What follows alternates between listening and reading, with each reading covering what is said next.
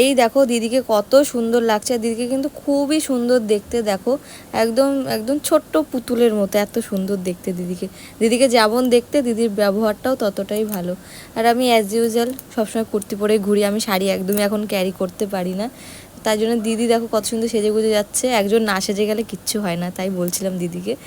তো চলো এখন দিদিদের সাথে আমরা শপিংয়ে যাই। দিদির সাথে প্রথমবার আমি এই 6 বছরে দিদিদের সাথে বিয়ের পর এই শপিংয়ে যাচ্ছি, এই প্রথমবার।